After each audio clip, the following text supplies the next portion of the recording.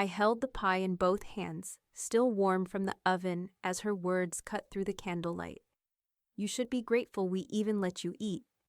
No one flinched, not my son, not his wife, not even the grandsons I used to rock to sleep. The laughter went on without me.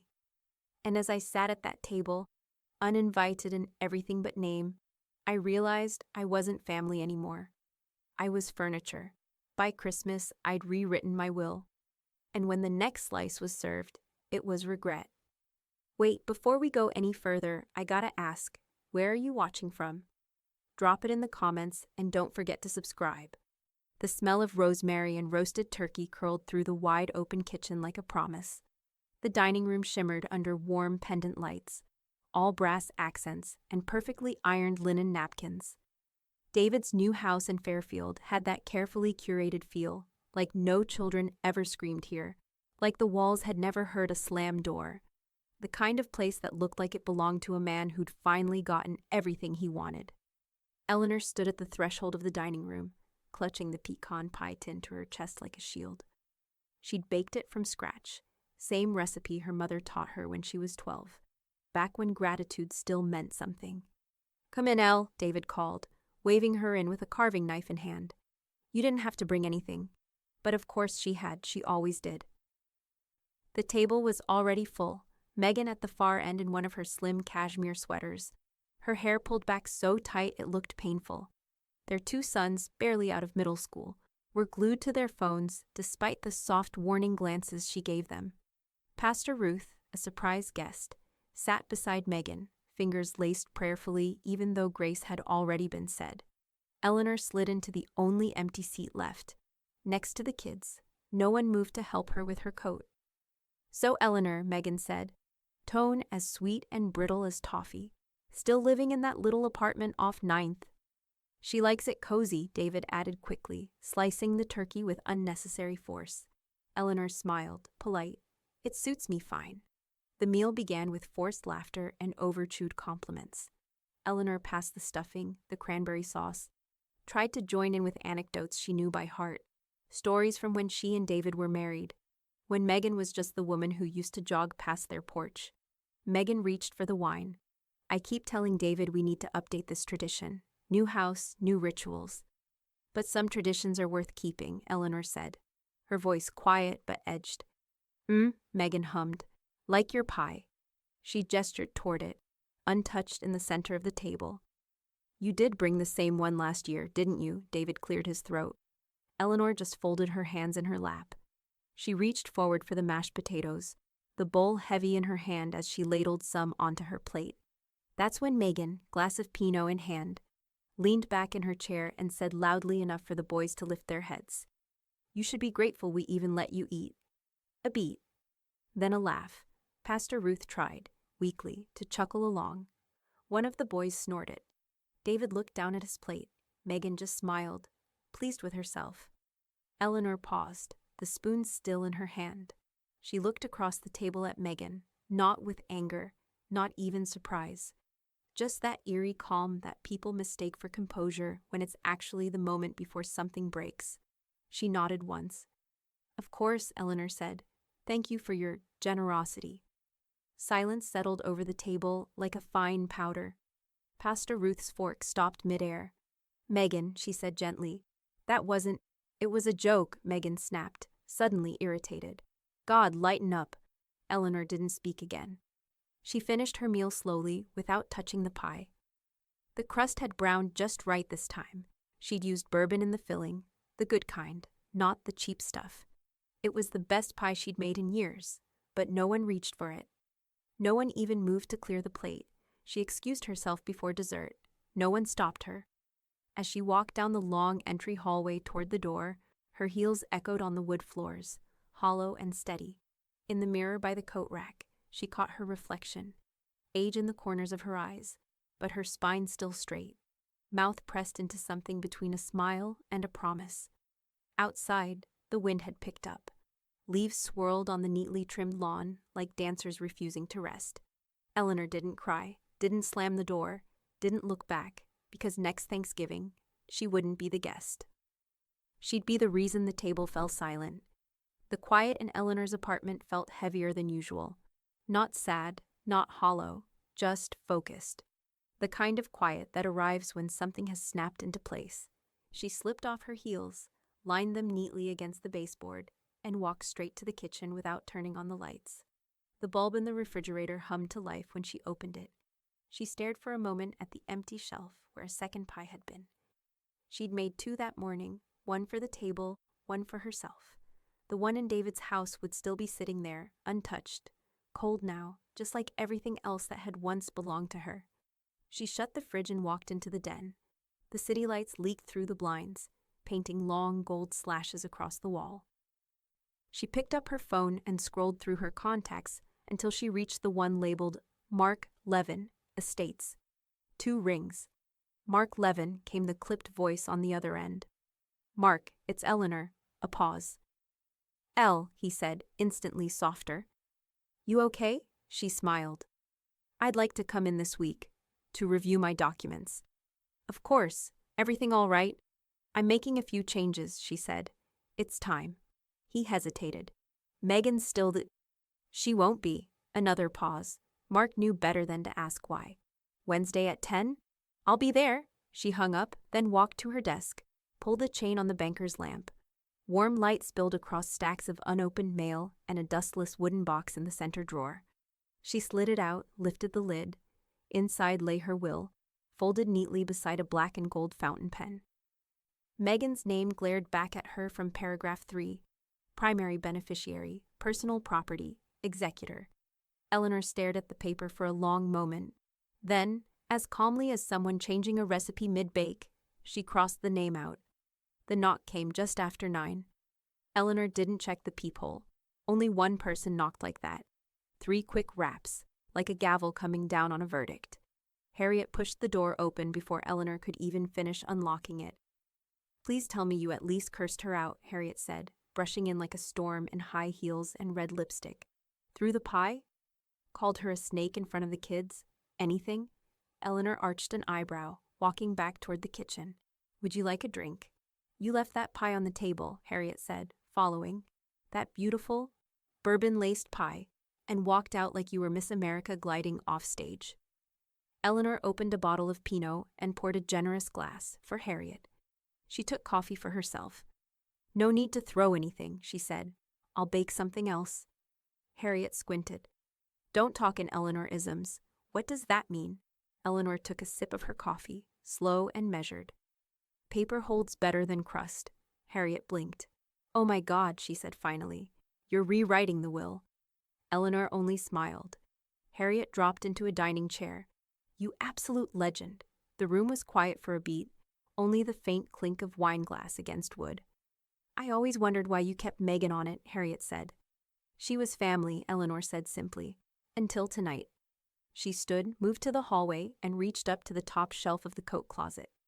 Pulled down a narrow fireproof lockbox. It took 2 keys and a fingerprint. Inside, bank statements, property records, 2 CDs from an account Megan didn't know existed, and 3 pristine titles with Eleanor's maiden name embossed in gold. Her father's land in Vermont, the condo in St. Pete, and the half-share in a company Megan had never asked about. Eleanor didn't need to say anything. Harriet just sat there, wide-eyed. Please tell me you're leaving it to like a golden retriever charity or a neighbor's toddler. Eleanor flipped open the binder and began to sort through the assets. Her fingers moved with purpose. Not a retriever, she murmured, but someone who knows what it means to earn the pie. Her phone buzzed.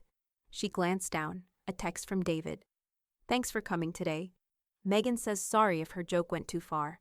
Next year will be better. Eleanor stared at the message, then quietly turned her phone face down. The elevator chimed as it opened directly into Mark Levin's office, an old-school corner suite on the 17th floor of a brick tower that overlooked downtown Stamford. No receptionist, no waiting room music, just polished walnut walls, museum-grade silence, and the scent of paper and legal ink. Mark stood as Eleanor stepped inside, brushing snow from her coat. You still make people come all the way up here, she asked. Unbuttoning slowly, he smiled. You still wear wool like it's 1958, she smirked. Wool lasts, unlike most things. He gestured toward the deep green leather chairs in front of his desk. Sit. You brought the documents. Eleanor laid her worn binder on the desk, gently, as if handing over a relic. Mark opened it, thumbed through. You weren't kidding. Megan's all over this thing. Assets, executor powers, medical proxy. Eleanor said softly. She was all over it. Mark looked up at her over his reading glasses. You ready to erase your daughter-in-law? I already did. What you're doing is formalizing it. He studied her face. This isn't just about pulling her off the will, is it? No, Eleanor said. This is about who gets in next, and how. He leaned back. All right, talk to me. She reached into her coat pocket, pulled out a folded sheet. I've written some preliminary clauses, but I want you to structure it with teeth. Mark unfolded it, eyes scanning the first lines, then stopped. Character requirements? I want behavioral conditions, measurable ones. Not vague stuff anyone can pretend to meet. You want to test morality, he said, still reading. Through paperwork. Exactly, he blinked. Okay, this part here, community service minimums. That's going to raise eyebrows. Let them rise. Random acts of kindness with photo proof? Not random. Intentional, she corrected, and witnessed. He stared at her, almost smiling. You do realize if you were a man, people would call this a legacy test, not spite. Maybe, Eleanor said, voice even. But I'm not a man. I'm a woman who raised one and got discarded like stale cake at his second wedding. Mark winced, but nodded. All right. Conduct requirements, proof of volunteerism, no convictions, and, oh, this is good, a clause requiring yearly letters of gratitude to the testator. Eleanor's eyes twinkled, just faintly. That part stays. Mark tapped a pen on the desk. Who's the beneficiary now? You'll draft a trust, Eleanor said. The funds go in there. The beneficiary has to qualify. If they don't, the money rolls into a scholarship fund. For girls who grew up being told not to take up space. Mark looked at her, long and quiet, then gave a low whistle. You're not leaving a will. You're leaving a gauntlet, she shrugged. Better than pie, he laughed. The heavy door creaked open just then, and Harriet slipped in like she owned the place. Sorry, elevator was crawling, she said. Mark, still intimidating, I see. Mark stood to greet her. Glad to see someone still afraid of me. I'm not, she replied, unwrapping her scarf. But I do like to be fashionably late to things that make people rich. Eleanor smiled faintly. She's witnessing the signatures. I figured, Mark said, already reaching for the documents. Initial here and here, then full signature at the bottom of page 3. Eleanor took the pen, rolled it between her fingers, not hesitating, just breathing. You sure? Harriet asked softly. I was sure when I walked out of that house, Eleanor said. This just makes it permanent. She signed with a long, fluid stroke. Then again, then once more. Mark gathered the papers carefully. I'll notarize and file. You'll get a clean copy by Friday. As Eleanor stood, Harriet nudged her. You feel lighter yet? Eleanor smiled. Not yet. They stepped into the elevator together. As the doors closed, Mark stood at the window, flipping through the signed pages. But just before the elevator descended, he spotted something in the clause Eleanor had written in by hand at the very end. A name. One he hadn't seen in years. His brow furrowed. He grabbed his cell. Hey, he said when the line picked up. This is Levin. I just need you to confirm something about Eleanor Bell's old business partner, the one from 2008. His voice dropped. The one she never told her family about. The rain had been coming down steady all morning. Fine. Silver needles against the apartment windows. Eleanor sat at her kitchen table with a fresh cup of black tea, the kind that stained the inside of her mug and bit just slightly at the back of her throat. She liked it that way, sharp, honest. She wasn't expecting her phone to vibrate. Most days, it didn't. Ping. A notification from an account she didn't remember following, but recognized all too well. Megan Brightwell, Family Life Coach. This holiday season, let's all remember. Sometimes the loudest people at the table bring the least. Be kind, even to the ungrateful. The photo above it was of Megan herself, chin tilted, smug smiling into the camera, glass of red wine in hand. The caption was already gathering likes, little hearts fluttering across the screen like confetti. Eleanor blinked once, then again. She didn't rage, didn't gasp. She simply tapped the screenshot buttons. One click, then another, catching the date, time, and Megan's name lit bold at the top of the post. She opened her Notes app and typed 3 words beneath the image. Thanksgiving, malice, documented. Then closed her phone. Harriet arrived an hour later, water spots on her scarf and fury in her voice. "You see what she posted?" she asked before she was even through the door. "Passive-aggressive, wine-sipping nonsense." Eleanor nodded, already walking toward the den. "I saw it." "We should post back," Harriet huffed. "One of those subtle but savage quotes, maybe with a Bible verse. Make it holy." Eleanor gave her a look. "You think I fight with emojis?" Harriet followed her into the study. "Fair enough. What are you doing?" Eleanor sat at her desk and opened a fresh folder on her desktop. Named it without flourish, Digital Evidence, Family Behavior. Inside went the screenshots, the time-stamped post, a second image of the comments. One from Megan's friend saying, "Lol, tell us what really happened." And Megan's reply, "Let's just say someone's lucky they got fed." Harriet stared at the screen. She's documenting her own downfall. Eleanor opened her printer tray, slipped in a fresh ream of ivory stock paper. It purred to life as the screenshots printed, 1 page at a time. On the 3rd page, Eleanor wrote a sticky note in her precise handwriting. "Include in estate addendum." "E.B., I'm not being cruel," she said aloud. "I'm being thorough." Harriet leaned against the doorframe. "If you ever start a consulting firm for revenge logistics, I'd be your first client." "Don't tempt me," Eleanor said, slipping the printed documents into a manila envelope. She called Mark as Harriet reheated tea. "I have digital documentation I want included in the file," Eleanor said as soon as he picked up. "It's relevant to conduct." "From Megan?" Mark asked. "From Megan," she confirmed. "I'll have it couriered this afternoon." "You want it attached to the beneficiary behavior log?" "Exactly." Mark didn't hesitate. "Done." That evening, as the sky turned copper and dusk folded over Fairfield like a velvet curtain, Eleanor's phone rang again. Pastor Ruth. Eleanor considered letting it go to voicemail, but something told her Ruth wouldn't be calling just to chat. She picked up. "Eleanor," Ruth said gently, "I just wanted to check in. I've been thinking about Thanksgiving." Eleanor stayed silent. "I saw Megan's post," Ruth continued. "It made me uncomfortable. I know I'm not family, but I want you to know that some of us saw what happened." What she said. There was a pause.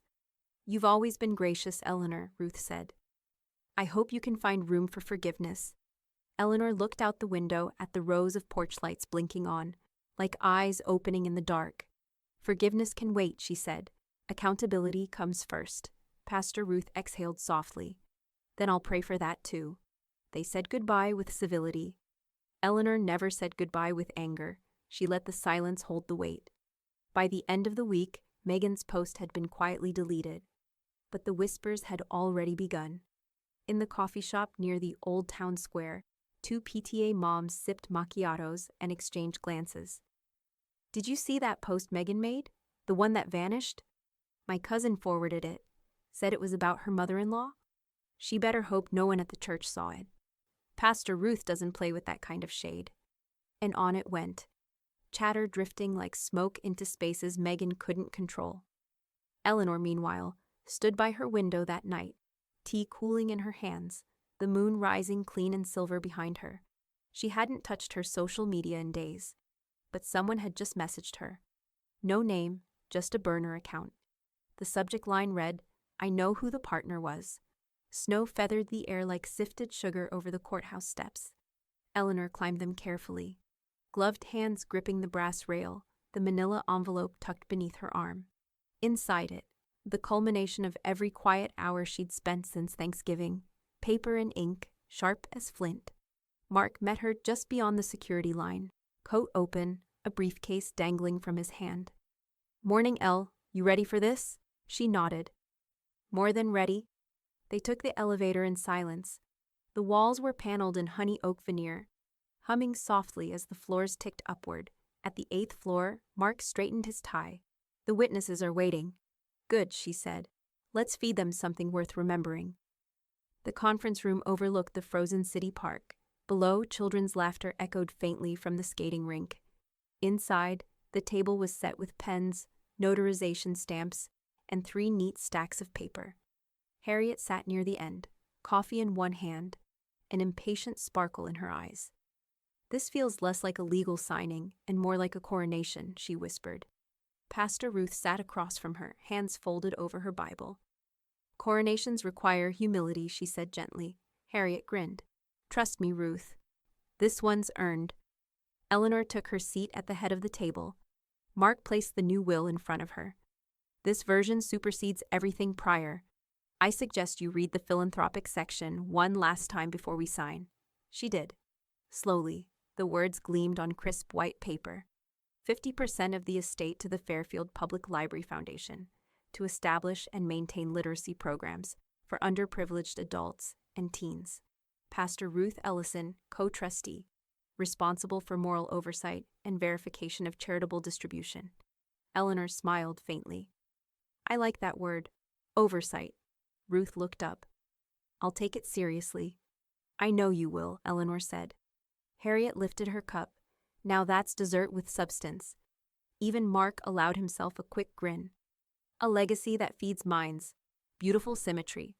Eleanor." She turned the next page. The section titled Personal Beneficiaries was much shorter than before. David Bell, removed. Megan Brightwell Bell, $1, $1.00. Beneath it, in Eleanor's elegant handwriting, a note added for the record, to remind her that gratitude, unlike currency, cannot be spent once it's lost. Harriet stifled a laugh that came out half snort, half applause. "You actually wrote it, word for word." "I did," Eleanor said calmly. "I like clarity." Mark slid a signature tab toward her. "Then let's make it official."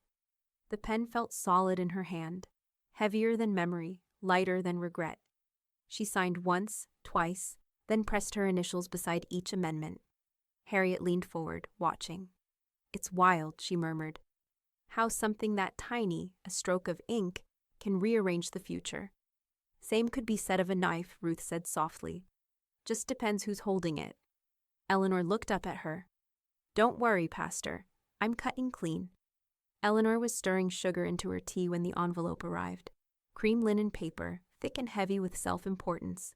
No return address, but she didn't need one. The seal was enough. David's law firm, embossed and brittle at the corners. She slid it open carefully, like she was dissecting a lie. Inside, a printed letter on firm stationery, the kind meant to intimidate by font alone. Will modification and assertion of emotional duress. The letter alleged concerns over Eleanor Bell's mental state and the potential influence of third parties in her recent estate decisions. It went on to reference documented strain between Eleanor and her daughter-in-law and suggested that her recent choices reflected not reason but retaliation. Eleanor blinked once, then again. The insult wasn't subtle. They were calling her unstable. She picked up her phone. "Mark, I have something you need to see." Mark paced the length of his office, jaw flexing with each step as he read the letter again. "She's alleging emotional abuse," he said flatly. "By you. Megan thinks that'll be enough to trigger a review." "She's not entirely wrong," Eleanor replied, calm as ever. "I've been rather emotional lately. Motivated, even. This isn't a light threat. She's implying incapacity." Eleanor leaned forward. "Then let's hand her proof of the opposite." Mark froze mid-step. "You want a psych evaluation?" he asked, surprised. "I want it notarized," she said. "And I want it in the file before the weekends." He exhaled slowly. "You're handling this like a war general with a pastry tray." "Pastry's comforting," Eleanor said, "but this is for precision." 2 days later, she sat across from a licensed geriatric psychologist in a soft-lit office filled with old books and the scent of lavender diffuser oil. Dr. Miriam Chen was clinical but kind. "Memory recall, emotional regulation, decision-making autonomy," she said, clicking her pen. "We'll run through a few scenarios, then assess." Eleanor passed every segment cleanly. Her answers were clear, her tone even. She recalled names, dates, legal terminology. She defined her motivations without bitterness. She described her financial decisions with mathematical logic. By the end, Dr. Chen signed her name at the bottom of the form. Mentally competent, cognitively intact, fully autonomous. "Thank you," Eleanor said, collecting the folder. Out of curiosity, Dr. Chen asked, "What made you decide to request this?" Eleanor gave a small smile. "Because sometimes people mistake grief for confusion and kindness for weakness." Later that evening, Harriet burst through the apartment door with a bottle of something fizzy and a face full of awe. "You dismantled them," she said. "Mark called me. Megan's bluff burned out in 48 hours. "She overplayed," Eleanor said simply, slicing a lemon for the drinks. "You could win a chess match with a saint," Harriet added, dropping into a bar stool. "No," Eleanor said. "I just know the rules better than people think." Harriet watched her for a moment. "You ever worry you're becoming the villain in this story?" Eleanor poured the sparkling water and stirred. "No," she said, "because villains hide what they're doing. I'm publishing mine." The doorbell rang just after 8. Eleanor knew who it would be. David stood on the other side, hair damp with December mist, eyes shadowed from lack of sleep. "I didn't know she sent that letter," he said immediately. "I didn't approve it." Eleanor stepped aside without a word. He came in, hands jammed into his coat pockets. "I just wanted to smooth things over," he added, finally looking at her. "I know," Eleanor said, crossing to her fireplace, adjusting the logs with a poker. "I told her she shouldn't have gone after your sanity, that it was a step too far." Eleanor placed the poker back in its cradle and turned to face him. "I am smoothing things over, David," she said quietly, "but not in the way you think." He furrowed his brow. "What does that mean?" She walked past him, opened the top drawer of her console table, and pulled out a small blue folder. Set it down on the table between them. He opened it. Inside, a clean list of her liquid assets, accounts she had just retitled, and the form terminating him from all joint access. David stared at it, lips parting slightly. "Why?" he asked. Eleanor tilted her head. "Because forgiveness doesn't require funding." Then she added, "And because you let her speak for both of you. Again." The next morning, a voicemail waited on Eleanor's phone. No name, same burner number as before. This time, just one sentence. "She lied about the business partner, and it's time you knew why." The thumbnail alone was bait. Megan on her porch swing, cheeks pink from the cold, a cozy scarf looped like vulnerability itself.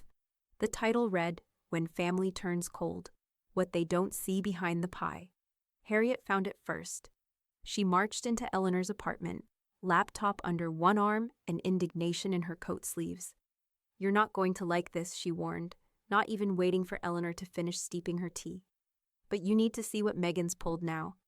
The video opened with Megan's sigh. "She used to be warm," Megan began, eyes slightly misty. "But after my husband and I tried to set boundaries, basic boundaries, everything shifted." Cut to a montage. Family photos. Slow panning shots of Thanksgiving dishes. A blurred screenshot of a lawyer's letter Megan never named but heavily implied. "She rewrote everything," Megan said, voice breaking. "Cut us out like we didn't matter. People don't realize how painful it is to be erased by someone you once looked up to." Thousands of views, hundreds of comments. Sympathy poured in like rain on dry soil. "You're so brave for speaking up." "The elderly can be just as toxic. People forget that." "You deserve peace, Megan." Eleanor didn't flinch. She stirred her tea once, twice, and sipped. "She's performing again," Harriet muttered. "Same old script. Villain mother-in-law, angelic influencer daughter." "She's desperate," Eleanor replied calmly. "This is what people do when they know the door's already closed." "Still," Harriet said, folding her arms, "I'd pay money to watch you clap back." But Eleanor didn't type a word, didn't even log in, because others already had. That evening, quietly and without announcement, Pastor Ruth posted on her rarely used church blog. No names, just 3 sentences. "Kindness is not control. Boundaries are not betrayal. And silence, when weaponized, is not peace, it's permission." The post had less reach than Megan's video, but in the pews of First United, it landed like a stone tossed in still water. The comments rolled in slowly, but they were different, subtle, sharp, and more discerning. Funny how truth doesn't need a ring light. We love you, Ruth, and we see it too. Grace shouldn't require filters. In the cafe near Eleanor's apartment, the barista with the butterfly tattoo quietly replaced the tip jar sign. Tip generously. Life's not always pie and wine. At the town library, a new display appeared near the checkout desk. Books about boundaries, aging with autonomy, and matriarchs who rewrite their legacy. Eleanor noticed, but didn't say a word. Her phone, meanwhile, vibrated constantly. Missed calls, voicemails, unread texts. David, twice. Megan's number, blocked, then unblocked, then blocked again. An unknown New York area code. 3 calls from someone marked producer, afternoon show. She let them all ring. By Thursday morning, Mark had finalized everything. He stood in his office, holding the sealed trust documents with both hands like he'd just completed heart surgery. It's official, he said over the phone. You now have an irrevocable trust. Locked. Watertight. No reversals. Not even by you. Eleanor nodded slowly on her end. Just how I like it. You'll receive the certified copy by courier tomorrow. Originals are in the vault. He paused. I've done this for 30 years, Elle, he added. This is art. Thank you, Mark, she said. I always preferred structure over sentiment. That night, Harriet brought over champagne and a paper crown she insisted Eleanor wear, just for the laugh. They stood by the window, looking down at the city, glasses full and the silence soft. Congratulations, Harriet said, clinking hers lightly against Eleanor's. No takebacks, Eleanor sipped. No regrets. They watched snow start to fall again. Clean, slow, deliberate. And then her phone lit up on the table beside them.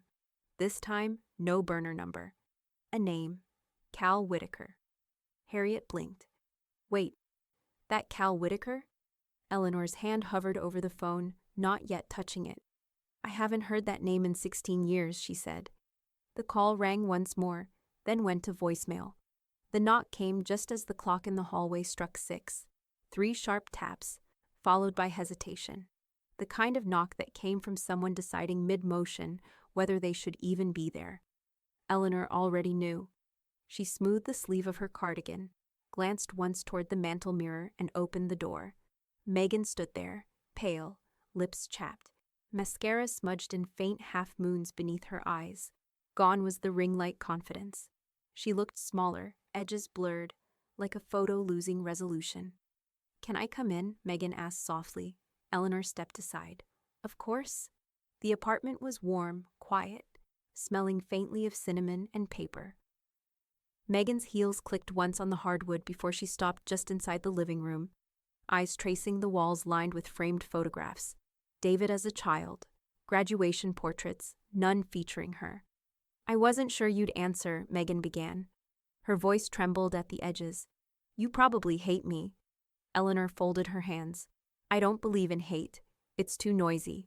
Megan swallowed. I made mistakes. That video, I shouldn't have posted it. I was angry, embarrassed. My followers were messaging nonstop, saying I looked weak if I didn't tell my side. I let them push me into it. Eleanor studied her. And did they push you to delete it too? A pause. No, Megan admitted. That was me. Eleanor nodded once, slow and precise, then turned toward the kitchen. Tea? Sure, Megan said quickly, relief flickering across her face, like a child allowed to stay after detention. In the kitchen, steam rose in ribbons as Eleanor poured hot water over 2 cups, the scent of bergamot filling the air. What Megan didn't see, what Eleanor didn't need to explain, was Harriet sitting quietly in the adjacent den, phone angled low, camera light off, recording. Insurance, Harriet had said earlier, whispering as she tucked herself behind the half-drawn curtain. Protection, darling, not malice. Now she stayed still, barely breathing, watching the exchange through a narrow gap. Back in the living room, Eleanor handed Megan a cup. Megan clasped it like a lifeline, blowing on the surface before speaking again. I'm not asking for money, she said quickly, or the trust. I know that's sealed. Her voice caught. I need us to be okay again, for David. For the boys. Eleanor settled into the armchair opposite her. For David, she repeated, tone unreadable. Megan nodded eagerly. He's been so torn. He hates seeing us divided. And the boys? Well, they ask about you all the time. They miss you. Eleanor tilted her head slightly. Do they? Or do you miss what my presence meant? Megan blinked. What does that mean? It means proximity has currency, Eleanor said. And you're here to make a deposit. Megan flushed. That's not fair. Fairness, Eleanor said, sipping her tea, rarely pays dividends. For a long moment, neither spoke. The clock ticked softly between them. Finally, Megan set her cup down, hands shaking. Look, I'm sorry, okay? I was wrong. I said things I shouldn't have said. But I've lost everything, my sponsors, my audience, my credibility. People won't even return my emails. Please just say we're good. Eleanor's expression didn't change. You're forgiven. Megan blinked, confused. Just like that. Forgiveness, Eleanor said, is free. Access is not. Megan tried to laugh, but it faltered. So that's it? I came here to pour my heart out, and you, what? Just sit there, calm as a judge. Eleanor stood, collected the empty cups, and carried them to the sink. Judges issue sentences. I'm merely observing results. Megan rose too, her voice hardening. You know, people think you're this wise matriarch, but you're cold, Eleanor. Everything you do is calculated. Eleanor turned, met her eyes. Mathematics keeps the lights on. Megan stared for a beat, then grabbed her purse. Fine, enjoy your solitude. She walked to the door, shoulders squared as if reclaiming dignity by posture alone. Good night, Megan, Eleanor said softly. Drive safe. The door closed with a muted click. A moment later, Harriet stepped out from the den, phone still recording, her face caught between awe and disbelief. She really thinks she won, Harriet murmured.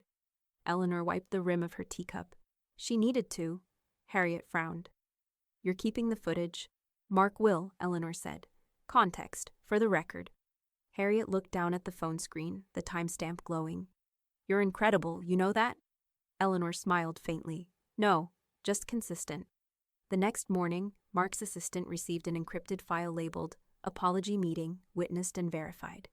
Inside the message was a single line from Eleanor. Sometimes peace requires evidence, and beneath that, another text arrived seconds later from an unknown number one Mark didn't recognize. Cal Whittaker. Tell her the partner wasn't me. It was her husband. It started with a brunch. Megan had taken a table on the patio of LeClaire's, all neutral tones and oversized sunglasses.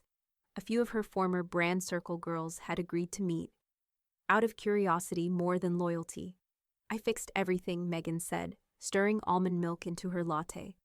We had a talk, woman to woman. She cried, I cried. We hugged it out. One of the women raised an eyebrow. So you're back in the will? Megan smiled into her cup. It's complicated, but let's just say, bridges have been mended. People underestimate my ability to course correct. No one challenged her.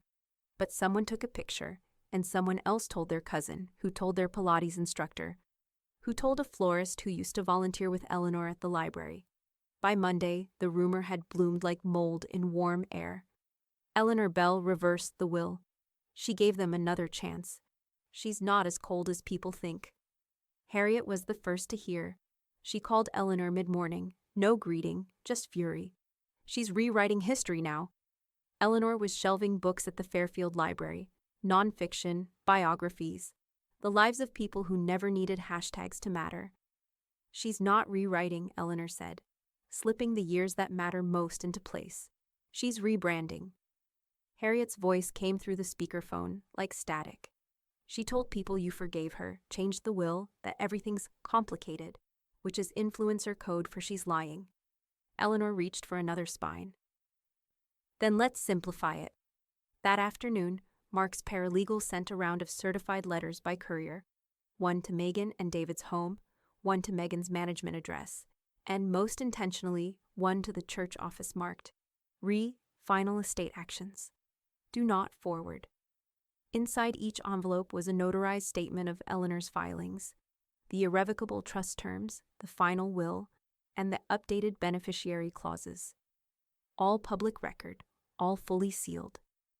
A single paragraph in Mark's cover letter read, Any further misrepresentation regarding the nature of these documents may be construed as defamatory and will be treated as such. No signatures were needed. Only silence followed. The rumor died within 48 hours. Like a bad headline, it vanished without correction, just a quiet removal from the collective narrative. On Sunday, Pastor Ruth took the pulpit again. Her sermon was titled, "Grace, Entitlement, and the Gifts We Think We Deserve." She never mentioned names, but her words fell like coins on marble. Gratitude is not guaranteed. You don't inherit kindness just by proximity. And no amount of charm or performance can cash a check your character didn't earn. From the fourth row, Eleanor sat still, her hands folded in her lap. She didn't need applause. She needed history to record itself properly. Later that evening, Harriet appeared in Eleanor's kitchen with a pie box and no explanation. "Don't worry," she said. "Store-bought. I know you're still recovering from betrayal by dessert." She poured 2 glasses of wine and leaned against the counter, waving the pie cutter like a conductor's baton. "I swear," she said, "your pen preaches louder than pulpits." Eleanor smiled faintly. "It's the ink, permanent." They ate in peace, no drama, no agenda. Just lemon chess and the soft shuffle of a life untangled. On Wednesday, Eleanor returned to her usual volunteer shift at the library. She wore her favorite navy sweater, the one with the suede elbow patches, and helped a 7th grader named Mariah pick out a book for her class project. "You like books about spies?" Eleanor asked. Mariah grinned. "Only the ones where the women win." Eleanor handed her code name Verity. "You'll like this one." She watched the girl walk off, her backpack bouncing behind her. Legacy, she thought, isn't written in inheritance. It's written in impact. As she returned to the front desk, the librarian handed her a sealed envelope. No return address, but the handwriting was unmistakable. Eleanor opened it slowly. Inside, one photograph. Old, slightly creased, David, and another man, arm in arm, laughing. Behind them, the sign of a small business. Eleanor remembered well, but never entered. Tucked behind the photo was a slip of paper. Cal Whittaker.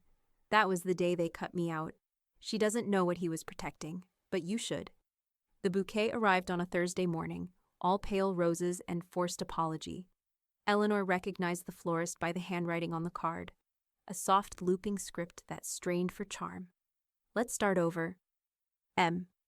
The M was drawn like a brand signature, dramatic tail curling into the white space as if flourish could erase history. Eleanor set the vase on her table, studied it for a long moment. The roses were lovely, she'd give them that. No reason to punish the flowers for who sent them. But the card, thin, weightless, performative, she couldn't stand to keep. She reached for her desk drawer, found the photocopy of page 3 from her finalized will. The $1 beneficiary clause, her handwriting in blue ink beneath it, to remind her that gratitude, unlike currency, cannot be spent once it's lost. She slipped that page into a plain envelope, tucked Megan's note inside it, and wrote a simple return address on the front. No commentary, no flourish, just precision. Then she mailed it back. When Harriet stopped by later that afternoon, the bouquet was still on the table, now wilting slightly at the edges. Harriet picked up the card-sized envelope Eleanor had kept, the floral shop's logo embossed in gold. "You actually sent it back." "With a lesson," Eleanor said, pouring coffee. "Education should always be reciprocal." Harriet let out a low whistle. "If poetic vengeance were an Olympic event, you'd have sponsors." "Let's frame the clause," Eleanor said suddenly. "For the office." Harriet blinked. "You're serious?" "Completely." By evening, the 2 women had placed the photocopy in a narrow black frame, the inked line glinting faintly under glass. They hung it on the wall near the window, right above the small sideboard that once held family photographs. Harriet stepped back, admiring the symmetry. "That's art," she said. "Cold, clean art." Eleanor tilted her head. "Truth should always be displayed." David called that weekend. Twice. She answered only the second time. "I saw the card you mailed back," he said quietly. Eleanor said nothing. "Megan's been crying for days. She says you're humiliating her on purpose." "I'm not doing anything," Eleanor replied. "Silence has its own vocabulary." He sighed. long and heavy. You're making it impossible to defend you. I didn't ask for a defense, she said. Only distance. David paused. Do you ever think about us before all this? I think about arithmetic, she said evenly. Addition, subtraction, consequences. There was a rustle on the other end, the sound of something breaking, maybe resolve, maybe illusion. Goodbye, Mother, he said. It was the first time in months he'd used the word. She hung up before it could curdle into pity. The following week, Eleanor visited Mark's office one final time. Not for revision, just completion. I want all my health directives notarized, she said. Full control until the end. Mark nodded, calling in his assistant. We'll include durable power of attorney and end-of-life preferences. You're thorough as always. Thorough keeps the vultures bored, she said. They worked through each form with quiet efficiency. Cremation instead of burial. Music choices, nothing sentimental. Executor confirmation, charitable distributions upon passing. Eleanor initialed every page with the calm of someone proofreading a finished manuscript. When they reached the last signature line, a different notary entered, a tall man with silver hair and reading glasses that magnified his eyes. Carl Jensen, he said softly, state certified. Been notarizing for 32 years. Eleanor offered her hand. Then you know the comfort of completion. He smiled faintly as he stamped the final page, the ink sinking deep and permanent. Everything in order, Ms. Bell. No loose ends remain. That Sunday, Eleanor arrived at church early, sitting close to the aisle where light from the stained glass pooled on the worn wood. Pastor Ruth found her there after service, resting her hand on Eleanor's shoulder. You found your peace, Ruth said. Eleanor looked up. Or made it, Ruth smiled.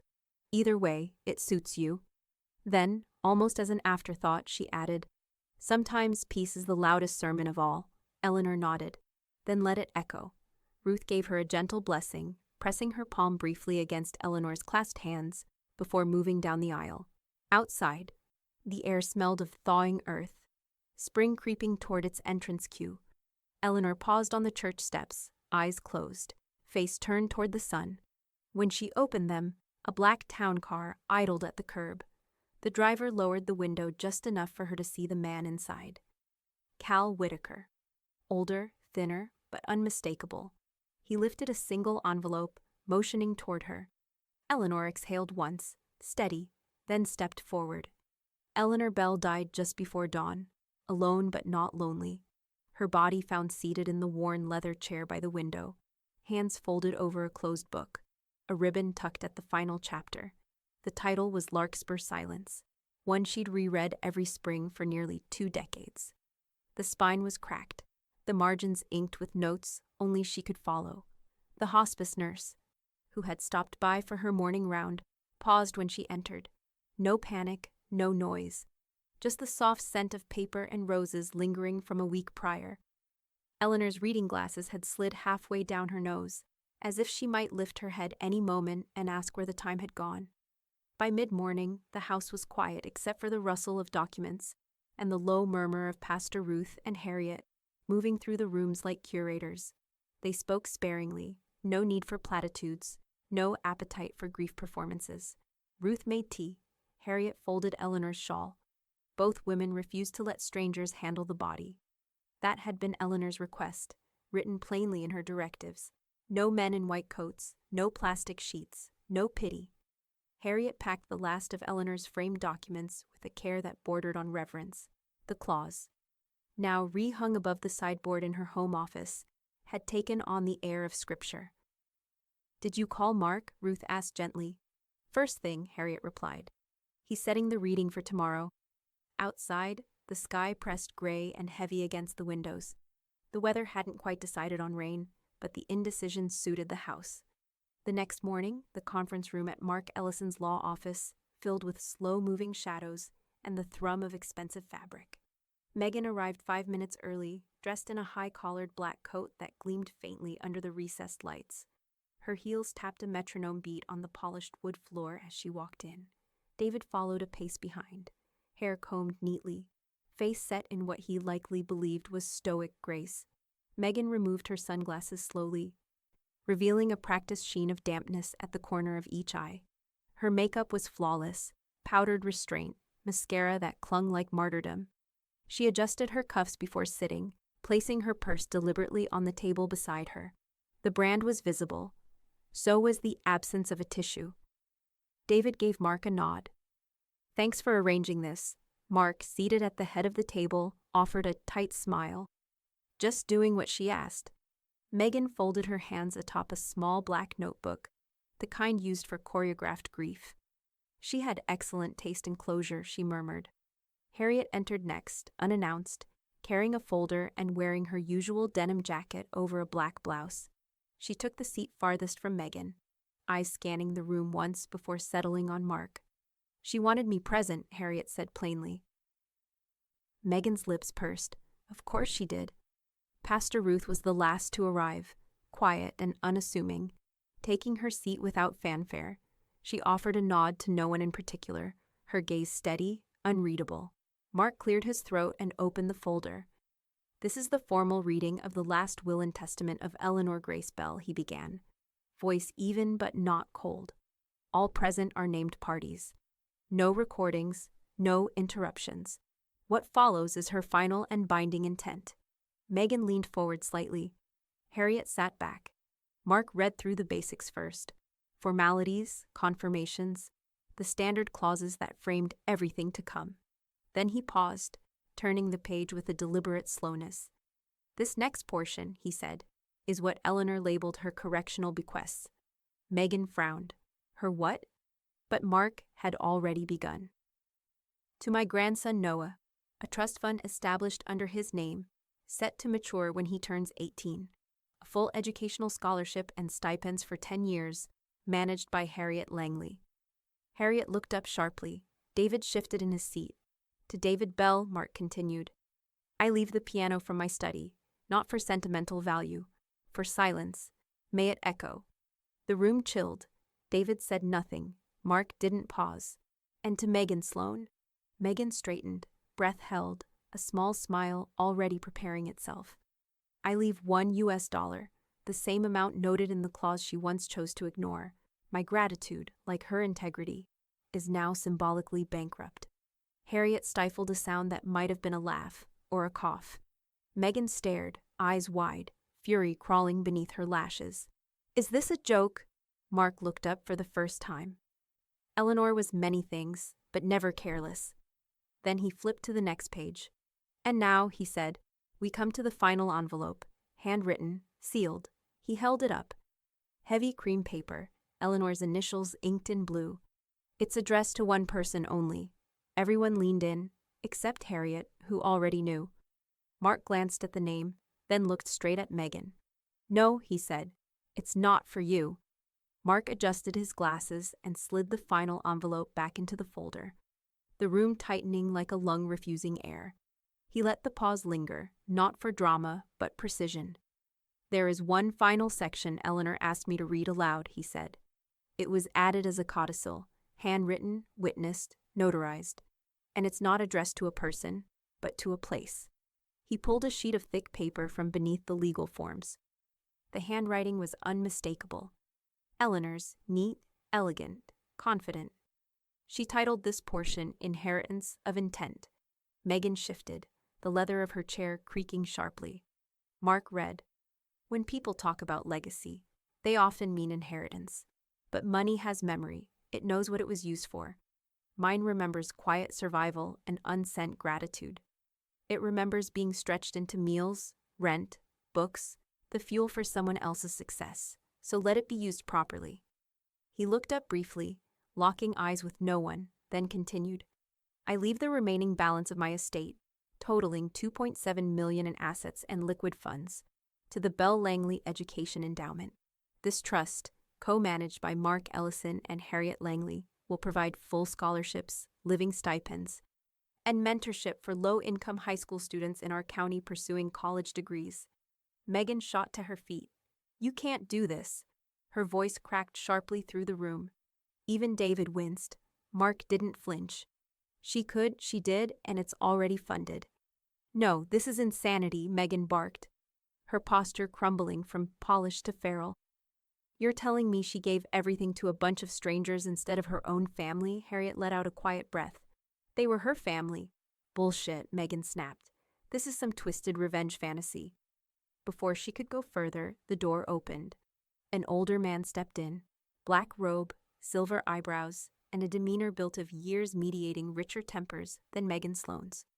Judge Price, Mark said with a nod. Thank you for coming. The judge glanced at the room and gave a small wave of his hand.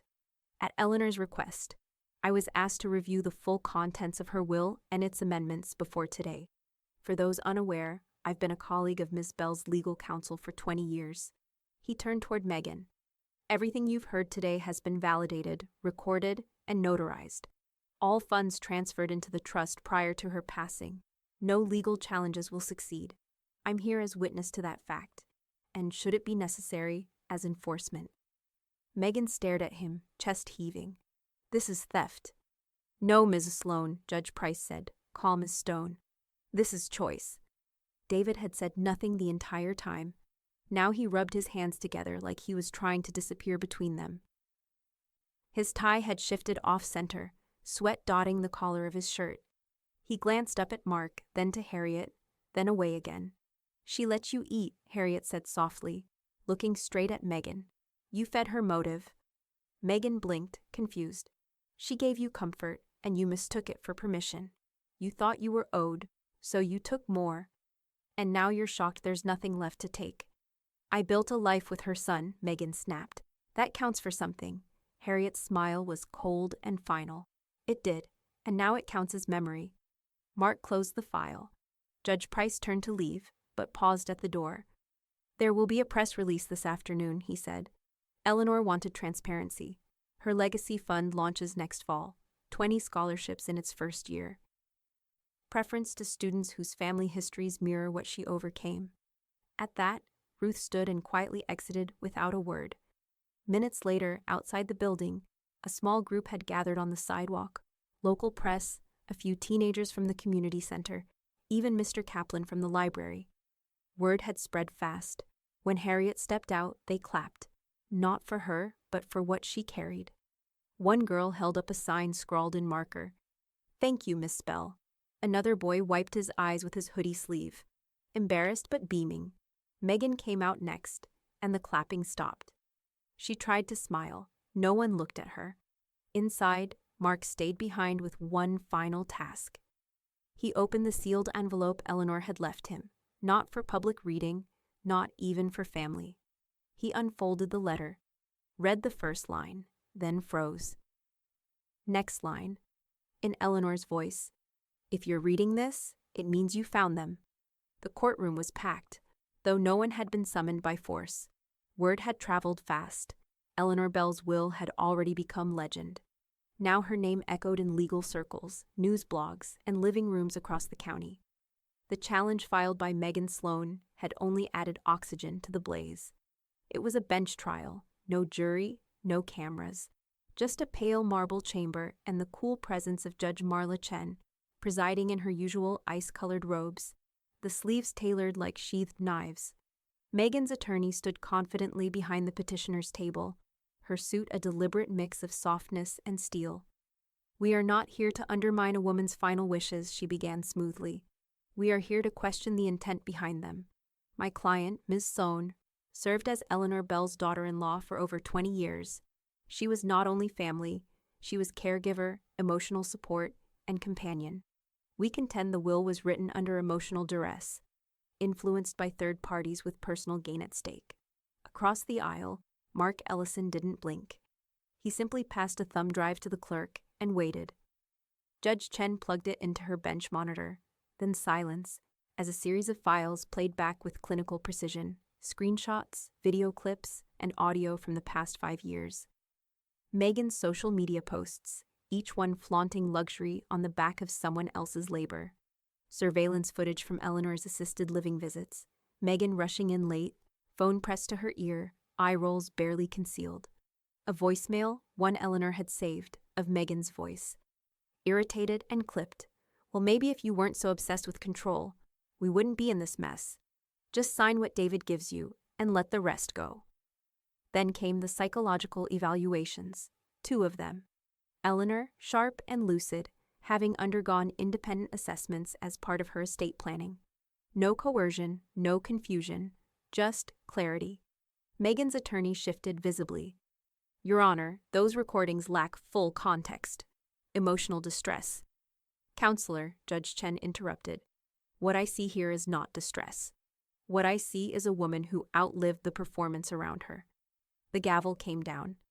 Petition to overturn the will is denied. Motion is dismissed, with prejudice. All costs to be borne by the petitioner, including a $10,000 fine for frivolous filing. Court is adjourned. The room didn't erupt, it exhaled. Megan sat frozen, face pale and brittle like porcelain left too long in the sun.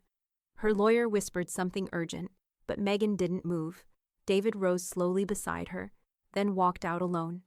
3 weeks later, the gymnasium of East Carter High School was dressed not in mourning but celebration. Banners of royal blue and gold lined the walls, and folding chairs filled every square inch of the parquet floor. At the center, a wide satin ribbon stretched across a new wooden archway, carved with the words, the Eleanor Bell Memorial Scholarship Wing Access. Honor, Grit. Pastor Ruth stood at the podium, her voice steady as the hum of stage lights overhead. Eleanor knew what it meant to be underestimated, she said. She knew that silence could either be a punishment or a promise. Today, we answer her silence with purpose. Behind her, students sat in rows, many already selected as the inaugural recipients. Some wore borrowed blazers, others second-hand dresses with price tags still tucked inside the seams.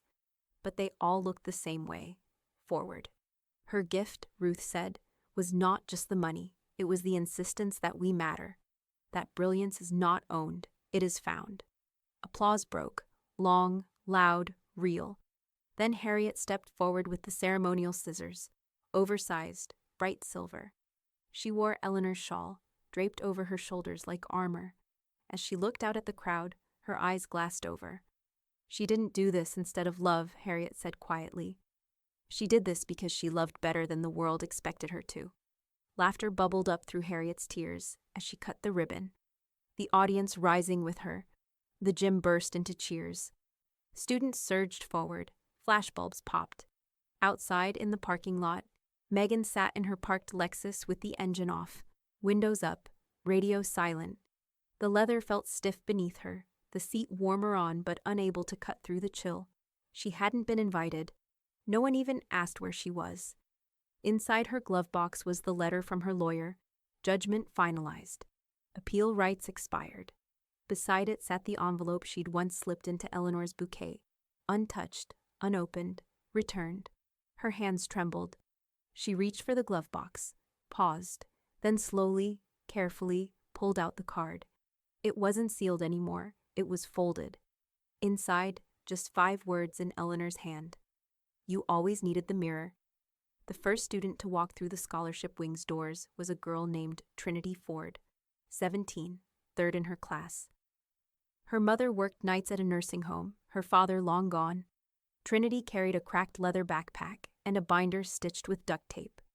But her acceptance letter to Michigan State sat in the side pocket, folded 4 times and reread until the ink faded. The Bell Langley Education Endowment had paid her full tuition, a laptop, and a room of her own for the first time in her life. On move-in day, she whispered to Harriet, I never thought I'd matter on paper. Harriet smiled. Eleanor believed paper outlasts applause. By winter, 10 more followed. Students with stories Eleanor might have recognized. Working teens with too small shoes. Brilliant minds dulled by hunger. Kids who had learned early how to quiet a room with effort instead of volume. Their names weren't famous. Their families weren't powerful. But their futures carried Eleanor Bell's initials now, etched into dorm plaques and debit cards, into their resumes and quiet revolutions. 2 streets away from the old courthouse, the Carter County Library unveiled its new addition, the Eleanor Bell Reading Room. Glass walls, velvet chairs, a wall-length window looking toward the town green. There were no computers, no digital screens, just shelves lined with hardcovers, poetry anthologies, and journals with blank pages waiting to be filled. At the center hung a framed quote in brushed brass. Thank you is not a phrase. It is a practice. E.B. Each week, Harriet came in with a cloth tucked in her bag. She dusted the frame, straightened the books, and sometimes just sat. She never spoke to anyone while she was there. She didn't need to. Eleanor's voice lived in the silence. David started coming to Sunday service again that spring, always at the back, always 5 minutes late. He never spoke during prayer, but when Ruth passed by with communion, he never refused it. One morning, he waited outside as the church emptied. Ruth raised an eyebrow. "I miss her in strange ways," David said quietly. "Like when my son says something too smart for his age, or when I hear a piano and realize no one's playing." "She loved you," Ruth replied, "but she didn't owe you." He nodded. "I know that now." And that was the beginning of a different version of him, the version who volunteered at food drives, who stopped correcting his son's stories and started listening to them, who still had nothing to say about Megan, and maybe never would. As for Megan Sloan, she vanished the way milk spoils, slowly, quietly, and with a lingering scent no one wanted to touch. Her once daily posts disappeared. Her brand deals fizzled. Her followers dwindled until the algorithm forgot her name. No farewell, no rebranding, just silence, and not the elegant kind Eleanor had mastered. This was silence by erasure, self-inflicted exile. Years later, when someone searched her name, they found a court ruling and a community college ethics case study titled "The Cost of Conditional Kindness." At the heart of the town, Eleanor Bell became a shorthand for something both fierce and beautiful. She wasn't remembered for wealth. She wasn't remembered for family. She was remembered for paper. The paper she used to record, to correct, to teach. The paper she trusted more than performative love. The paper she left behind like seeds in neat envelopes. When Trinity Ford graduated summa cum laude, she quoted Eleanor's clause in her speech. When a new teacher was hired at East Carter, she was told, "Don't confuse quiet with permission." This is Eleanor Bell's town now. Even the mayor's daughter wore a t-shirt that read, "Gratitude isn't cash, but it can go bankrupt." Harriet stood at Eleanor's grave one evening in late November, just after dusk. No ceremony, no crowd, just her and a thermos of black coffee. She read the inscription on the stone again, though she'd helped write it. Eleanor Grace Bell, 1936-2024. She answered silence with intention. She poured a small sip of coffee into the earth beside the grave. "You won, Ellie," she murmured. "And you didn't even have to raise your voice." Behind her, the wind moved through the trees like the turning of a page. In a quiet essay published posthumously in the Southern Advocate, the final line of Eleanor's private letter to Mark Ellison appeared. He'd waited a year before submitting it. One line, no commentary, no headline. Just her voice, sharp as ever in ink. "At Thanksgiving, my granddaughter said, 'You should be grateful we even let you eat.' So I served her nothing but regret in my will.